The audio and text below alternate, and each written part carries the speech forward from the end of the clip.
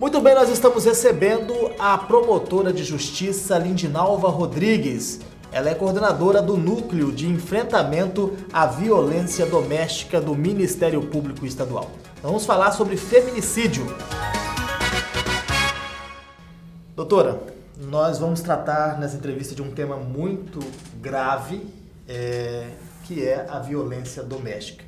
Então eu quero começar a nossa conversa falando sobre feminicídio. O que é feminicídio? Só para quem está em casa entender, porque há uma diferença do feminicídio para o crime passional, né? Sim, há uma diferença, porque depois da CPMI, da violência doméstica, o Congresso Nacional, então, criou, né, essa nova tipificação que é do feminicídio, que existe exatamente para que os crimes contra as mulheres em situação de vulnerabilidade, principalmente na violência doméstica, sejam punidos com maior rigor do que acontecia antes. Uma diferença entre o ano de 2016 e 2017 foi o número de mortes de feminicídio ocorrido em Mato Grosso. Em 2016 se registrou um caso apenas, mas em 2017 já são 8 casos. Por que essa diferença de número? Exatamente. Nós, infelizmente, vínhamos aí todo o sistema de justiça, de uma forma geral, feliz com o enfrentamento à violência, ao feminicídio, e, de repente, a partir de junho, com o assassinato da Dineia, que era uma estudante de direito que foi assassinada pelo ex-namorado. Ela sabia que ele estava respondendo por um processo, mas não sabia qual. Quando ela soube que ele tinha assassinado a namorada anterior, ela rompeu a relação com ele e começou então a ser ameaçada por ele. E aí ele foi e a assassinou por conta dela estar ali incomodando ele, fez uma denúncia formal contra ele. Então houve, a partir de junho do assassinato dela, vários outros feminicídios na nossa capital. A justiça falhou nesse caso, doutora, já que ela havia comunicado? Ela havia comunicado. Eu entendo assim que houve uma falha no sistema de justiça. Eu não digo que foi do judiciário, do Ministério Público ou da polícia só, é do sistema de uma forma geral. Porque sempre que acontece uma falha, todos nós que estamos capacitados para oferecer essa segurança, falhamos. Então houve uma falha sim. Por quê? Porque ela foi até o Ministério Público, ela disse que ela estava sendo ameaçada, o Ministério Público pediu a prisão desse cidadão, a prisão foi decretada pelo juiz. Ocorre que o mandado de prisão não foi cumprido. Então houve uma falha nesse sentido, e do decreto da prisão até o assassinato da Dineia se deu mais de mês, né, sem que esse mandato tenha sido cumprido. Com certeza, se tivesse sido cumprido, a vida dela teria sido poupada. Então há essa falha que eles, depois desse caso, passaram então a cumprir esses mandados. No caso de crime de pedido de prisão e decreto de prisão envolvendo mulheres em situação de violência doméstica, com prioridade e num local específico que não fica junto com os outros mandados, porque os outros mandados eles demoram às vezes para ser cumpridos, e quando envolve a mulher é um caso muito diferente, porque na violência doméstica o acusado sabe onde a mulher mora, sabe onde ela trabalha, sabe a rotina dela, o que faz com que esses casos assumam uma especial periculosidade, colocando elas realmente em situação de risco. Até porque o juiz da violência doméstica ele não vai decretar prisão por um motivo qualquer, né? Hoje isso é muito só mesmo quando há os requisitos da prisão, mas quando ele decreta é porque ele está dizendo ali que há uma situação de vulnerabilidade. Mas o juízo, nesse caso, caso da Dineia, ele decretou a prisão, mas infelizmente o mandado não foi cumprido a tempo de se poupar a vida dessa vítima. Então houve uma falha do sistema de justiça de uma forma geral, porque ela já havia ido procurar ajuda do sistema de justiça para sua proteção. Agora, quais são as características do homem que comete esse tipo de crime? Como que a mulher pode perceber que aquilo pode terminar de uma forma muito pior, principalmente para ela?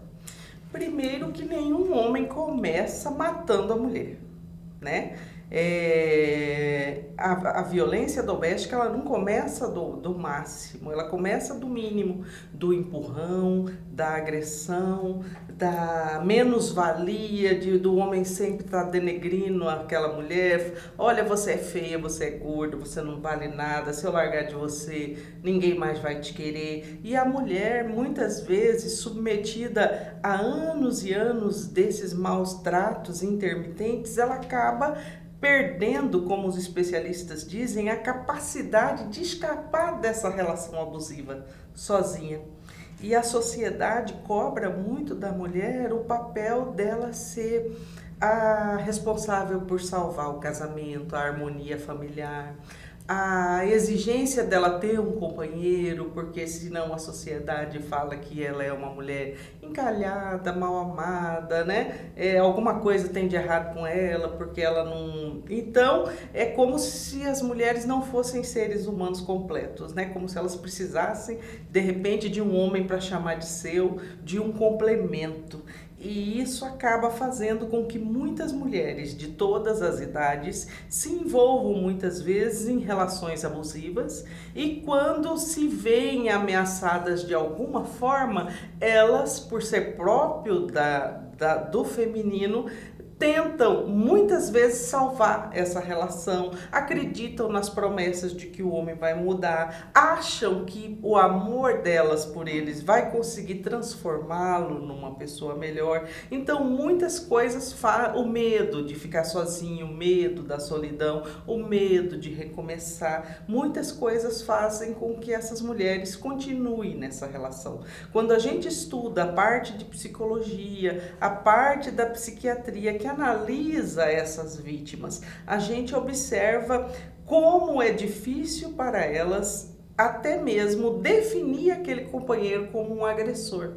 Por isso elas estão sempre dizendo, mas ele é um bom companheiro, só quando ele bebe que ele é agressivo, mas é um marido escuta muito bom, isso, né? muito. Ou então a violência sendo sempre minimizada pela vítima. A vítima leva uma garrafada com 13 pontos e ela fala, não, doutora, doutor, mas foi só um cortezinho, nem doeu, já passou. Então ela tem a dificuldade de descrever aquele companheiro, né, que tem muitas atitudes que ela aprecia na maior parte do tempo. Ela tem dificuldade de defini-lo como um agressor, porque a partir do momento que ela o define como um agressor, ela se vê obrigada a tomar uma providência, a romper a relação, a fazer uma denúncia, e não são todas as mulheres que estão dispostas a fazer esse tipo de coisa. Então, as mulheres acabam se colocando também numa situação de risco, em muitos casos, porque o homem ele começa com a agressividade, com a ameaça, com o ciúme obsessivo, a possessividade extrema, o controle. Ele tem um perfil, esses feminicidas, sempre de querer a mulher só para eles, de querer afastar dos amigos, das amigas, da família, de colocá-la de forma isolada e de querer esse controle. É uma forma de fragilizar. E a característica principal do feminicida é que ele não se conforma com o fim da relação. Então existe aquele período normal de um casal que rompe, e um sempre não está preparado para aquele rompimento e tenta reatar, que é uma coisa natural. E tem aqueles que querem reatar de qualquer forma, mesmo que seja de forma violenta e agressiva, e aquela frase clássica, se você não for minha, não vai ser de mais ninguém, medieval e ao mesmo tempo está presente nos nossos processos todos os dias. Então essa dificuldade do companheiro de aceitar o não da mulher, o rompimento da relação, e ela às vezes acha normal. Eu vejo assim, o sujeito fala assim: eu vou te matar, eu vou cortar você em pedaços, eu vou encontrar você nem se você entrar na barriga da sua mãe de volta. E elas acharem que isso é uma discussão de casal. Ou só da boca para fora, né? Exatamente. Não veem que mesmo numa discussão de casal, não é normal, né, que se vejam ameaças de morte, de corte, de lesões corporais com faca, com objetos que são atirados. Então a mulher acaba estando numa situação de perigo e não se dá conta disso muitas vezes. E o homem, ela não denuncia ou ela desiste desse processo quando ela pode fazê-lo, e ele acaba muitas vezes crescendo a sua periculosidade e, infelizmente, em alguns casos acaba por acontecer dele tirar a vida dessa companheira, ex-companheira, como na maioria dos casos, são ex. Quando a gente vê o caso de assassinatos de mulheres, que é o feminicídio, que é chamado agora, a gente não deixa de acompanhar os criminosos que mutilam os corpos, que decapita. Dá para ver que é com muito ódio, com muita raiva aquele crime. Por que isso ocorre? Impressiona a forma de matar do feminicida, porque ele quer muito além de tirar a vida. Ele deixa a marca da força masculina sobre o feminino. Ele age mutilando a face feminina, os seios, o ventre, muitas vezes elas estão grávidas, a genitália. Então, há uma violência específica de vários cortes, de várias facadas, nunca mata com um tiro, por exemplo, muito difícil, porque não é do desejo do feminicida apenas tirar aquela vida, é necessário que ele, até no momento de morte, mostre o poder e a superioridade da força masculina sobre a fêmea. E isso acontece em praticamente mais de 90% dos casos, onde as mulheres são submetidas a muita tortura, a uma situação muito cruel e a muita dor e mutilação antes de serem executadas. A gente vê alguns casos, principalmente de agressão e de denúncias, que podem chegar ao feminicídio, que juízes, logo após passar ali aquela audiência de custódia que é onde um juiz libera ou não um acusado, substituir a prisão preventiva por medidas cautelares, como tornozeleira eletrônica ou até o chamado botão do pânico. Essas medidas são suficientes? Não. Na violência doméstica, isso não funciona. Não no período mais grave, que é justamente quando ele está, por exemplo, ele está ali, o agressor, ele está fixado naquela mulher.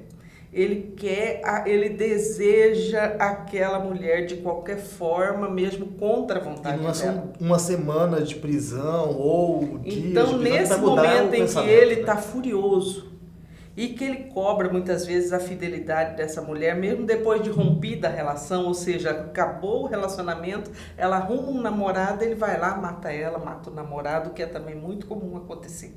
Já rompeu a relação, mas ele não aceita ver aquele objeto, porque é uma objetificação da mulher aí, ele não aceita ver o objeto de desejo, de posse dele com outra pessoa. Então, esses casos, eles revelam uma especial peculiaridade. Então, não adianta, nesses casos em que o cidadão está com ódio daquela mulher porque ela arrumou um outro companheiro, ou ele quer voltar para ela e ele liga 800 vezes, ele manda 500 mensagens, ele vai no serviço dela, ele não vai se importar se ele é capaz de matar matá-la, inclusive na frente dos filhos ou de quem quer que seja, não é uma tornozeleira que vai resolver ou que vai impedir, porque naquele momento ele não se incomoda com isso, ele vai pensar nisso depois. Então, nesse período em que há uma discussão, em que há um rompimento, é muito importante, se a mulher estiver em situação de risco, que ele seja recolhido. Até mesmo para que ele, ao invés de ficar 15 dias na prisão, ele não acabe cometendo um crime de maior gravidade como o feminicídio, o que vai levá-lo à prisão por um longo período. Até porque aqui em Cuiabá nós temos tido praticamente 100% de condenação desses homens. É importante que se registre isso. Eles estão matando, mas eles estão presos e estão sendo condenados pelo tribunal do júri. Não há impunidade nesses casos. Eu ia falar justamente em impunidade, era a minha próxima pergunta, então eu vou até reformular. Essa demora que a senhora falou do sistema de justiça, que até culminou na morte de uma mulher, apenas por não ter cumprido o mandado de prisão, acaba por incentivar esse tipo de crime, do cidadão achar que ele não vai ser penalizado por aquilo, ou que a justiça vai demorar a chegar para ele? É difícil você imaginar o que um feminicida pensa, principalmente porque naquele momento de fúria, dele não aceitar ser contrariado, dele ser uma pessoa que se sente superior àquela mulher, que ele não aceita que ela não volte para ele, por exemplo, naquele momento ele não tem esse raciocínio, todo esse raciocínio de imaginar, né? Mas a gente vê eles falando que não acreditam na justiça, que não vai acontecer nada com eles, mas nos outros crimes, de lesão corporal, de ameaça, onde eles falam, pode denunciar, que não vai acontecer nada comigo mesmo, né? É uma frase famosa também. Né? Exatamente. Agora, não é verdade, não é difícil dos crimes punidos com detenção, ou seja, que tem uma pena pequena, a violência doméstica é a que mais prende os homens, né? A polícia age com bastante diligência nesses casos. Então, na verdade, não é verdade que há essa impunidade. E quando há o feminicídio, então, eles ficam presos, respondem aos processos presos e são condenados. Essa é a nossa realidade aqui de Cuiabá. Não sei dos outros municípios, mas aqui em Cuiabá nós temos uma resposta muito eficiente do sistema de justiça após o crime. O que nós precisamos trabalhar é numa maior eficácia do sistema de justiça para prevenir esses crimes, principalmente nos casos em que as mulheres já chegaram a fazer a denúncia e sendo inadmissível, por exemplo, que um mandado de prisão não seja cumprido, né? Sendo inadmissível que a mulher não seja atendida na delegacia de polícia, sendo inadmissível que a gente não dê importância para aquela denúncia. Porque a mulher, quando finalmente ela resolve ir à delegacia, que não é um shopping center, não é um passeio. A situação está muito grave. É porque ela se deu conta de que ela sozinha não consegue resolver isso dentro de casa. Então é muito importante que as autoridades competentes vejam ela como uma vítima, como alguém precisando de ajuda naquele momento. Porque se nós não dermos a importância, o suporte e a estrutura que ela precisa, ela vai continuar como era na época do juizado especial, onde esses crimes eram tidos como de menor potencial ofensivo. Maioria estatística, né? Exatamente. E não acontecia nada. Agora, hoje nós temos uma outra realidade. Esses crimes dão cadeia, dão condenação, dão a resposta, mas nós temos poucas políticas públicas, principalmente de prevenção a esses crimes, e que devem ser destinadas principalmente para os homens. Se nós não tivermos um projeto de reeducação desses homens, já em idade, quando eles começam, em tenra idade, né? Porque nós temos tido repetições de feminicídios e crimes graves em jovens, em adolescentes, onde não era mais para esses jovens repetirem o comportamento de homens machistas bem mais velhos. Então nós estamos vendo que não está tendo uma política de educação e de prevenção desses crimes nas escolas, porque tudo isso começa quando o homem está acostumado a ser servido, ele acha que a mulher deve obedecê-lo, por isso que ele não se conforma com o não dela, ele não aceita, né, ser contrariado.